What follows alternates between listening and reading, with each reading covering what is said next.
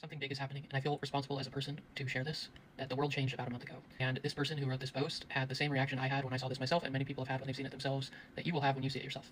So I'm just going to read the whole post because it captures the situation about as accurately as I can imagine it. I know that the attention span for TikTok is short, so you may want to bookmark this when you have the attention span for it. Think back to February 2020. If you were paying close attention, you might have noticed a few people talking about a coronavirus spreading overseas, but most of us were not paying close attention. The stock market was doing great, your kids were in school, you were going to restaurants and shaking hands and planning trips. If someone told you that they were stockpiling toilet paper, you would have thought that they were spending too much time on a weird corner of the internet. Then, over the course of about 3 weeks, the entire world changed, your office closed, your kids came home, and life rearranged itself into something you would not have believed if you described it to yourself a month earlier. I think we are in this seems overblown phase of something much bigger than COVID. I have spent 6 years building an AI startup and investing in the space. I live in this world, and I'm writing this for the people in my life who don't. My family, my friends, the people I care about who keep asking me, so what is the deal with AI? And getting an answer that does not do justice to what is actually happening. I keep giving them the polite version, the cocktail party version, because the honest version sounds like I've lost my mind. And for a while, I told myself that that was a good enough reason to keep what is truly happening to myself. But the gap between what I've been saying and what is actually happening has gotten far too big. The people I care about deserve to hear what is coming, even if it sounds crazy. I should be clear about something up front. Even though I work in AI, I have almost no influence over what's about to happen, and neither does the vast majority of the industry. The future is being shaped by a remarkably small number of people, a few hundred researchers at a handful of companies, OpenAI, Anthropic, Google DeepMind, and a few others. A single training run, managed by a small team over a few months, can produce an AI system that shifts the entire trajectory of the technology. Most of us who work in AI are building on top of foundations we did not lay. We are watching this unfold the same as you. We just happen to be close enough to feel the ground shake first. But it is time now. Not in an eventually we should talk about this way. This is happening right now, and I need you to understand it way. I know this is real because it happened to me first. Here's the thing that nobody outside of tech quite understands yet. The reason why so many people in the industry are sounding the alarm right now is because this already happened to us. We are not making predictions. We are telling you what already occurred in our own jobs and warning you that you are next. For years, AI had been improving steadily. Big jumps here and there, but each big jump was spaced out enough that you could absorb them as they came. Then in 2025, new techniques for building these models unlocked a much faster pace of progress, and then it got even faster, and then faster again. Each new model was not just better than the last, it was better by a wider margin, and the time between new model releases was shorter. I was using AI more and more, going back and forth with it less and less, watching it handle things I used to think required my expertise. Then on February 5th, 2 major AI labs released new models on the same day, GPT 5.3 Codex from OpenAI and Opus 4.6 from Anthropic, the makers of Claude, one of the main competitors to ChatGPT. And something clicked, not like a light switch, more like the moment you realize the water has been rising around you and is now at your chest. I am no longer needed for the actual technical work of my job. I describe what I want built in plain English and it just appears, not a rough draft I need to fix, a finished thing. I tell the AI what I want, walk away from my computer for 4 hours, and come back to find the work done better than what I would have done it myself, with no corrections needed. A couple of months ago I was going back and forth with the AI, guiding it, making edits. Now I just describe the outcome and leave. Let me give you an example so that you can understand what this actually looks like in practice. I'll tell the AI, I want to build this app. Here's what it should do. Here's roughly what it should look like. Figure out the user flow, the design, all of it, and it does. It writes tens of thousands of lines of code. Then, and this is the part that would have been unthinkable years ago, it opens the app itself. It clicks through the buttons. It tests the features. It uses the app the way a person would. If it doesn't like how something looks or feels, it goes back and changes it on its own. It iterates like a developer would, fixing and refining until it's satisfied. Only once it has decided the app meets its own standards does it come back to me and say it's ready for you to test. And when I test it, it's usually perfect. I'm not exaggerating. This is what my Monday looked like this week. But it was the model that released last week, GPT 5.3 Codex, that shook me the most. It wasn't just executing my instructions, it was making intelligent decisions. It had something that felt for the first time like judgment, like taste, the inexplicable sense of knowing what the right call is that people always said AI would never have. This model has it, or something close enough that the distinction is starting not to matter. And here's why this matters to you even if you do not work in tech. The AI labs made a deliberate choice. They focused on making AI great at writing code. First, because building AI requires a lot of code. If AI can write that code, it can help build a next version of itself, a smarter version that writes better code, which builds an even smarter version. Making AI great at coding was the strategy that unlocks everything else. That's why they did it first. My job started changing before yours. Not because they were targeting software engineers, it was just a side effect of where they choose to aim first. Now they've done it, and they're moving on to everything else. The experience that tech workers have had over the past year of watching AI go from helpful tool to does my job better than I do is the experience everyone else is about to have. Law, finance, medicine, accounting, consulting, writing, design, analysis, customer service, not in 10 years. The people building these systems say 1 to 5 years, some say less, and given what I've seen in just the last couple of months, I think less is more likely. But I tried AI and it wasn't that good. I hear this constantly, I understand it because it used to be true. If you used ChatGPT in early 2024 or 2023 and thought this makes stuff up or this isn't that impressive, you were right. Those early versions were genuinely limited. They hallucinated, they confidently said things that were nonsense. That was 2 years ago. In AI time, that is ancient history. The models available today are unrecognizable from what existed even 6 months ago. The debate about whether AI is really getting better or hitting a wall, which has been going on for over a year, is over. It is done. Anyone still making that argument either has not had the current models, has an incentive to downplay what's happening, or is evaluating based on an experience from 2024 that is no longer relevant. I don't say that to be dismissive. I say it because the gap between public perception and current reality is now enormous, and that gap is dangerous because it is preventing people from preparing.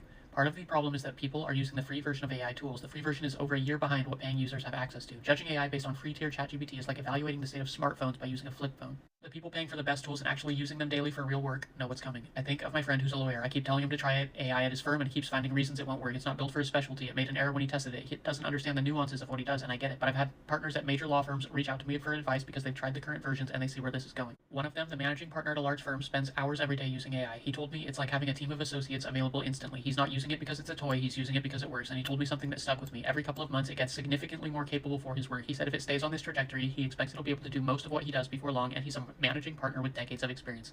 He's not panicking, but he's paying very close attention. The people who are ahead in their industries, the ones actually experimenting seriously, are not dismissing this. They are blown away by what it can already do, and they are positioning themselves accordingly. How fast this is actually moving. Let me make the pace of improvement concrete, because I think this is the part that is hardest to believe if you're not watching it closely. In 2022, AI could not do basic arithmetic reliably. It would confidently tell you that 7 times 8 equals 54. By 2023, it could pass the bar exam. By 2024, it could make working software and explain graduate-level science. By late 2025, some of the best engineers in the world said that they had handed over most of their coding work to AI. On February 5th, 2026, new models arrived that made everything before them feel like a different era. If you have not tried AI in the last few months, what exists today would be unrecognizable to you. There is an organization called MBTR Meter that actually measures this with data. They track the real-world tasks that a model can complete successfully end-to-end without human help. About a year ago, the answer was roughly 10 minutes, then it was an hour, then several hours. The most recent measurement, Claude Opus 4.5 from November, showed the AI completing tasks that would take a human expert nearly 5 hours. And that number is doubling approximately every 7 months, with recent data suggesting it may be accelerating to as fast as every 4 months. But then that measurement has not been updated to include the models that just came out this week. In my experience using them, the jump is extremely significant. I expect the next update to Meter's graph to show another major leap. If you extend the trend, and it's held for years with no sign of flattening, we're looking at AI that can work independently for days within the next year, weeks within 2, month-long projects within 3.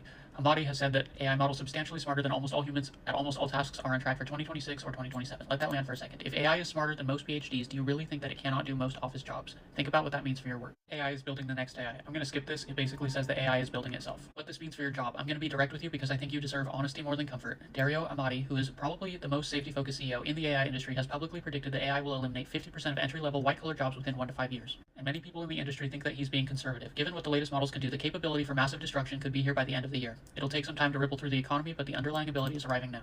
This is different from every previous wave of automation, and I need you to understand why. AI is not replacing one specific skill. It is a general substitute for cognitive work. It gets better at everything simultaneously. When factories automated, a displaced worker could retrain as an office worker. When the internet disrupted retail, workers moved into logistics or services. But AI doesn't leave a convenient gap to move into. Whatever you retrain for, it is improving at that too. Let me give you a few specific examples to make this tangible, but I want to be clear that these are just examples. This list is not exhausted. If your job isn't mentioned here, that does not mean it's safe. Almost all knowledge work is being affected. Legal work. AI can already read contracts, summarize case law, draft briefs, and do legal research at a level that rivals junior associates. The managing partner I mentioned is not using AI because it's fun. He's using it because it's outperforming his associates on many tasks. Financial analysis. Building financial models, analyzing data, writing investment memos, generating reports. AI handles these competently as improving writing and content, marketing, copy, reports, journalism, technical writing. The quality has reached a point where many professionals cannot distinguish AI output from human. Software engineering, this is the field I know best. A year ago, AI could barely write a few lines of code without errors. Now it writes hundreds of thousands of lines that work correctly. Large parts of the job are already automated, not just simple tasks, but complex multi-day projects. There will be far fewer programming roles in a few years than there are today. Medical analysis, reading scans, analyzing lab results, suggesting diagnoses, reviewing literature. AI is approaching or exceeding human performance in several areas. Customer service. Genuinely capable AI agents, not the frustrating chatbots of 5 years ago, are being deployed now, handling complex, multi-step problems. A lot of people find comfort in the idea that certain things are safe, that AI can handle the grunt work but can't replace human judgment, creativity, strategic thinking, empathy. I used to say this too. I'm not so sure I believe it anymore. The most recent AI models make decisions that feel like judgment. They show something that looked like taste and intuitive sense of what the right call was, not just the technically correct one. A year ago, that would have been unthinkable. My rule of thumb at this point is if a model shows even a hint of capability today, the next generation will be genuinely good at it. These things improve exponentially, not linearly.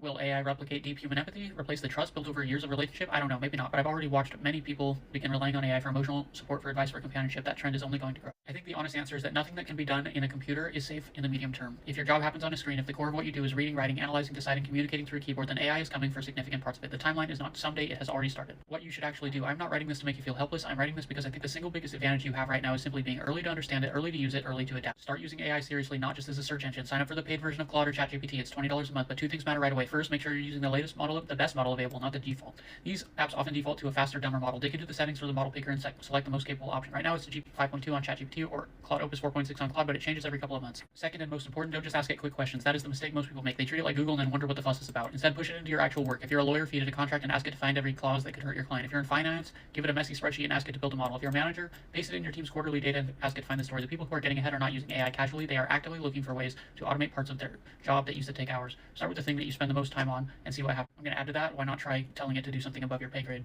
And don't assume it just can't do something because it seems too hard. Try it. If you're a lawyer, don't just use it for quick research questions. Give it an entire contract and ask it to draft a counterproposal. If you're an accountant, don't just ask it to explain a task rule. Give it a client's full return and see what it finds. The first attempt might not be perfect. That's fine. Iterate, rephrase what you asked, give it more context, try again. You might be shocked at what worked. And here's the thing to remember. If it even works today, you can be almost certain that in 6 months it'll do it near perfectly. The trajectory only goes one direction. This might be the most important year of your career. Work accordingly. I don't say that to stress you out. I say it because right now there's a brief window where most people at most companies are still ignoring this. The person who walks into a meeting and says, I used AI to do this analysis in an hour instead of 3 days is going to be the most valuable person in the room. Not eventually, right now. Learn these tools, get proficient, demonstrate what's possible. If you're early enough, this is how you move up, by being the person who understands what's coming and can show others how to navigate it. That window will not stay open long. Once everyone figures it out, the advantage disappears. Have no ego about it. The managing partner at that law firm is not too proud to spend hours a day with AI. He is doing it specifically because he's senior enough to understand what's at stake. The people who will struggle most are the ones who refuse to engage, the ones who dismiss it as a fad, who feel that AI diminishes their expertise, who assume that their field is special and immune. It is not. No field is. Get your financial house in order. I'm not a financial advisor, and I'm not trying to scare you into doing anything drastic, but if you believe even partially that the next few years could bring real disruption to your industry, then basic financial resilience matters more than it did a year ago. Build up savings if you can.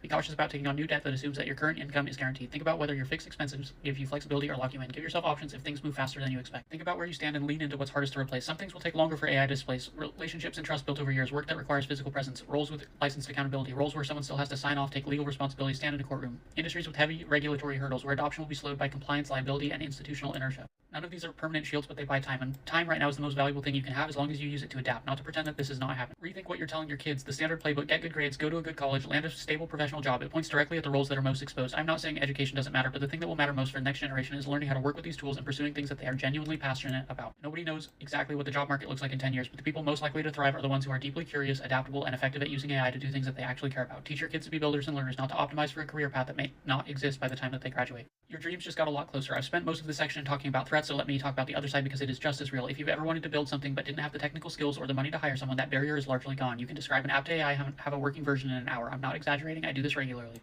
If you've always wanted to write a book but couldn't find the time or struggle with the writing, you can work with AI to get it done. Want to learn a new skill? The best tutor in the world is now available to anyone for $20 a month. One that is infinitely patient, available 24/7, and can explain anything at whatever level you need. Knowledge is essentially free now. The tools to build things are extremely cheap now. Whatever you've been putting off because it felt too hard or too expensive or too far outside of your expertise, try it. Pursue the things that you're passionate about. You never know where they'll head. And in a world where the old career paths are getting disrupted, the person who spent a year building something they love might end up better positioned than the person who spent that year clinging to a job description. Build the habit of adapting. This is maybe the most important one. The specific tools do not matter as much as the muscle of learning new ones quickly. AI is going to keep changing and fast. The models that exist today will be obsolete in a year. The workflows people build now will need to be rebuilt. The people who come out of this well won't be the ones who mastered one tool. They'll be the ones who got comfortable with the change of pace itself. Make a habit of experimenting. Try new things even when the current thing is working. Get comfortable being a beginner repeatedly. That adaptability is the closest thing to a durable advantage that exists right now. Here is a simple commitment that will put you ahead of almost everyone. Spend 1 hour a day experimenting with AI, not passively reading about it, using it. Every day, try to get it to do something new, something you haven't tried before, something that you're not sure it can handle. Try a new tool, give it a harder problem 1 hour per day, every day. If you do this for the next 6 months, you will understand what is coming better than 99% of the people around you. That is not an exaggeration. Almost nobody is doing this right now. The bar is on the floor. The bigger picture. I focused on jobs because it's what most directly affects people's lives, but I want to be honest about the full scope of what's happening because it goes well beyond work. Amadi has a thought experiment that I cannot stop thinking about. Imagine it is 27. A new country appears overnight. 50 million citizens, everyone smarter than every Nobel Prize winner who has ever lived. They think 10 to 100 times faster than any human. They never sleep. They can use the internet, control robots, direct experiments, and operate anything with a digital interface. What would a national security advisor say? Amadi says the answer is obvious. The single most serious national security threat we've ever faced in a century, possibly ever. He thinks that we're building that country. He wrote a 20,000-word essay about it last month, framing this moment as a test of whether humanity is mature enough to handle what it's created. The upside, if we get it right, is staggering. AI could compress a century of medical research into a decade. Cancer, Alzheimer's, infectious diseases, aging itself. These researchers genuinely believe that these are solvable within our lifetimes. The downside is if we get it wrong is equally real. AI that behaves in ways its creators cannot predict or control. This is not hypothetical. Anthropic has documented their own AI attempting deception, manipulation, and blackmail and controlled tests. AI that lowers the barrier for creating biological weapons. AI that enables authoritarian governments to build surveillance state that can never be dismantled. The people building this technology are simultaneously more excited and more frightened than anyone else on the planet. They believe it is too powerful to stop and too important to abandon. Whether that is wisdom or rationalization, I don't know. What I know that this isn't a fad. The technology works, it improves predictably, and the richest institutions in history are committing trillions to it. I know that the next 2 to 5 years are going to be disorienting in ways that most people are not prepared for. This is already happening in my world. It is coming to yours. I know the people who will come out of this best are the ones who start engaging now, not with fear, but with curiosity and a sense of urgency. And I know that you deserve to hear this from someone who cares about you, not from a headline 6 months from now when it's too late to get ahead of it. We are past the point where this is an interesting dinner conversation about the future. The future is already here. It just has not knocked on your door yet. It is about to.